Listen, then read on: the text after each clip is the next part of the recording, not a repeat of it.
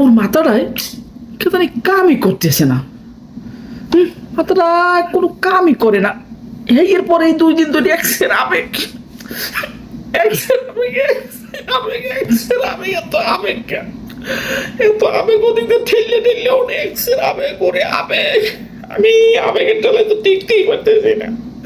মোর এত আবেগ কোন আনতে আয় আমি বুঝি না কিছু। ওরা টিকটক ভিডিও করে, কন্টেন্ট ভিডিও করে, ওগো টুনটুনি কেটে লাগে, তো মোর এত আবেগ কে?